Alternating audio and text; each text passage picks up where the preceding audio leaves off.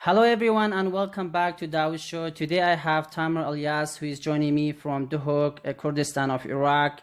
He is a Yazidi activist and president of Humanitarian Organization, which is a non-profit organization that started after ISIS attacked the Yazidis in 2014 to provide humanitarian assistance to displaced people in Kurdistan region. He received his bachelor's in sociology and he was accepted to ILIB, the Iraqi Young Leaders Exchange Program, to spend 4 weeks in the United States. He gave a speech at TEDx Neshtiman in 2017. He was the head of Duhok branch volunteers in 2018 and 2019, and he became a co-organizer for TEDx Neshtiman in 2021. He also got invited and gave a speech at UN in New York City in 2015 on ISIS and its impact on women, especially Yazidi women. Thamir Elias, welcome to Dawood Show. Thank you very much, Dawood. It's really good to see you having your own show now. I was impressed already with your book, and now I can see that you're improving and leading more things and going into a better field in this. It's really a good opportunity for me to be a part of your show, and thank you for hosting me. I'm impressed again in becoming your guest and seeing you as one of the Yazidi men who immigrated to the US and started to develop yourself in terms of studying and having a book of your own. And now we can see that you have your own show. Thank you so much, Thamir. I'm also impressed about all the work that you do, all the volunteer work that you do, helping the Yazidi, your community after the genocide.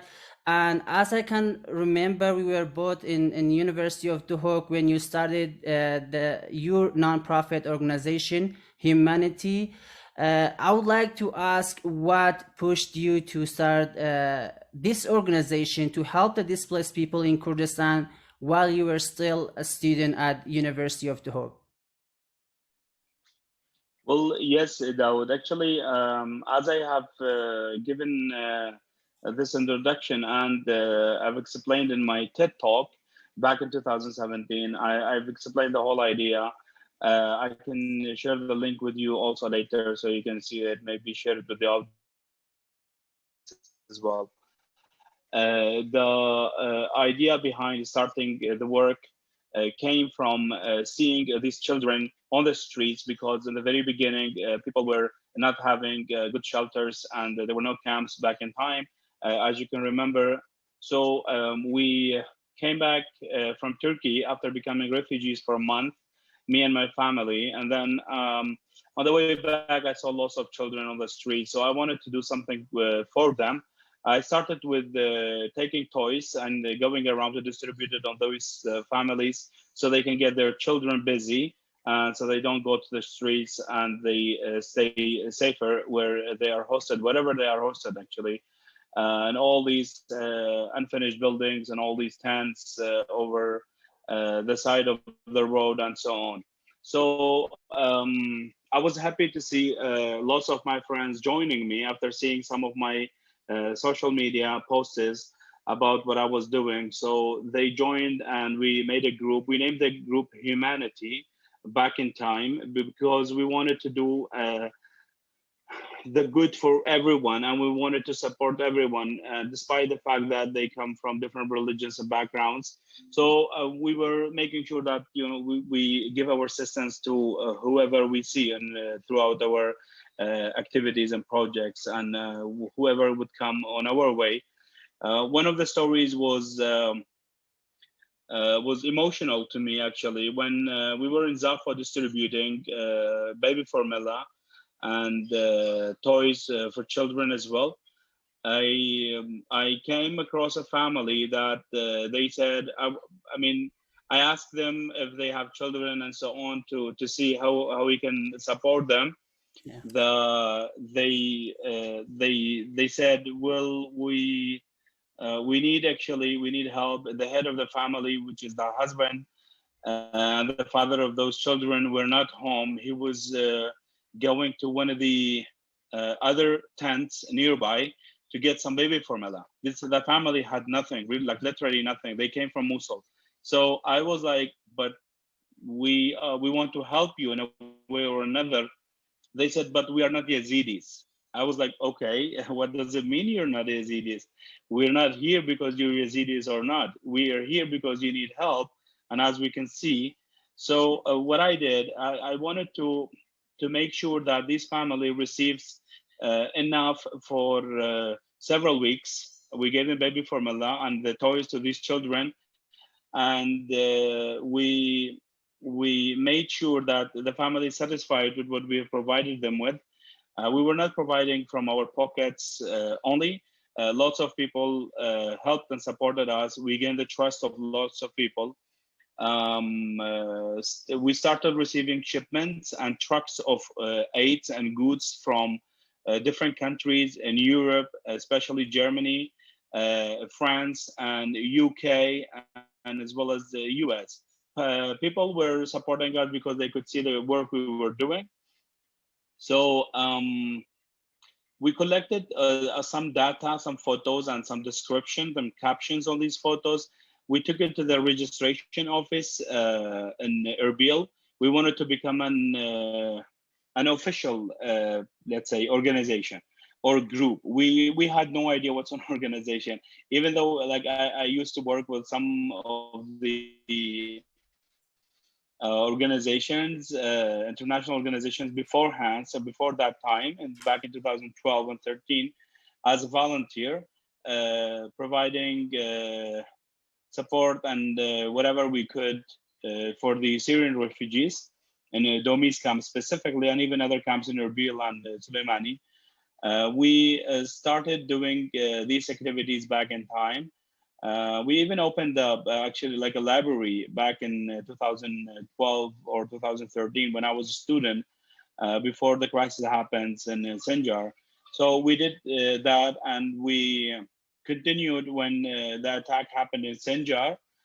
We started helping these people. So long story short, I together with my team, we went to the registration office and we showed them the pictures and the description of the pictures. He was like, the registrar man, he was like, what is the name of this organization? I was like, what organization? He said, this job is done by organizations. I was like, okay, well, I'm happy to hear that, but we're not an organization yet. We're a group of students providing this assistance as much as we can. So the officer in that office, the registration officer, he was really happy to see that. He shortened our way, and he supported us in even developing our bylaw and defining our goals and how to achieve these goals as an organization. We received our license officially as an organization named Humanitarian Organization for Civil Activities after 3 weeks of registration. Usually it would take, much longer, but they saw our work, they wanted to support us. The reason we wanted to become an organization, because on the border from to Turkey, like whatever comes from Europe would come from Turkey to Iraq. So we faced some difficulties in receiving these shipments and the goods that we were receiving from abroad. We tried to get them in different ways by support of other people. But then, we were like, why we don't become an official and let's say formal NGO? Seeing that, happening, we gained the trust of the people that they were seeing our work. We gained the trust of the international organizations working in Iraq back in time, specifically in Dawood. So we started our first project with a Danish organization named Mission East. We started the project with them where we opened 3 community centers, one in Khanke, in Somel district. The other one was in the top of Sinjar mountain, and the other one was in Zaho, Derabun area. Having that center opened, one of the centers in the top of Sinjar mountain, we were the first organization reaching out to that area officially as an like opening like our center and so on. I made sure that we do that on the top of the mountain because only Sinune side was liberated back in time.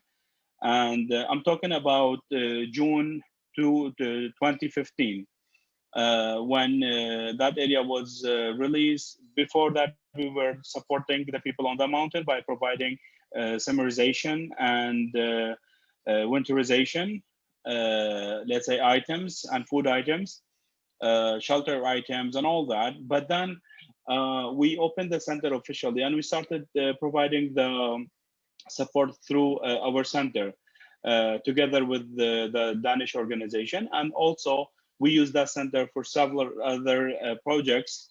Even now, it's being used, actually. I'm really happy to have that being continued from that time until now. It'll be 6 years for now that we opened that center. Humanity focused a lot on different sectors, but specifically working on protection, child protection and women protection, developing the capacity of women. We did a lot of youth development in terms of building their skills and supporting them through our capacity building for youth project. That it's a free project that we do. It's no charge to anyone. We try to make sure that we help the youth in order for them to do something for themselves by themselves. So we support them to help themselves, basically. The program consists of different chapters and activities and assignments as well. We try to make sure that these people learn and know how to report professionally, how to email professionally, get to know the differences between the private sector, the public sector, the companies and the organizations, the international organizations and local organizations. All these things are included. So far, we've graduated over 600 people from this program, and this program is continuing. What makes me busy for now in terms of that program is that I'm trying to work on the program myself and make sure that the program goes online in 2 languages, Arabic and English, and we make sure that the program will be available for everyone through a professional system that will help them to continue the program step by step. Nobody can skip any class or anything. They have to continue it because all the lectures and all the activities and all the trainings is linked together. If they don't take the first, let's say, 3 classes, they wouldn't be able to go to the 4th one. And they're starting from the first one all the way to the end one. The program consists of 125 hours. That number is also a good number for them to say we have been volunteers in a humanity organization. Why? Because we include them in our activities. And if in case we have distributions, in case we have anything that we would like people to help and support us, we give the opportunity to these people, and we make sure that they be benefiting from the training that they receive, and also from the experience they gain while working with us. Not only learning academically, or let's say by lectures and so on, they also get one-to-one trainings. I make sure that I do everything by myself. In case somebody comes, he or she says, I would like to learn about finance, or I'd like to learn about HR or logistics or any other departments in the organization, we make sure that these people work with our staff, that they're working in that program, or let's say that department. So when that happens, these people get a better experience. And as one of the people that supports youth, myself, I want humanity to become the hand that humanity did not find when we were in need to it. So we want to become that hand to support others, and so people can benefit from us and make sure that they are learning and benefiting and so on. Out of that number I spoke of, the over 600 people, I can say 80% of them are hired, and they have gotten the enough experience for them to be able to join other organizations, companies, and even private sector, and also the public sector as well. And more than 10 of them have opened their own organizations, and that really makes me happy that they were learning and they went to open their own, let's say, organization. Some of them they learned and they opened their own businesses. We have success stories. We share them throughout our projects. Everything is shared on our website. You can have a look there. You can see our previous projects and so on. So if I talk about humanity's activities and our desires in the future, I need days actually, not like one interview. We can make this as a series in terms of doing this. But I wanted to make everything short so people know what humanity is and what humanity does, as well as raising awareness about the need of the people. I'm sure you have different questions, but I want to raise this point that our youth need more support, and they need to collaborate between themselves, and they should come together in order to benefit from one another. That's part of my message to the youth as well.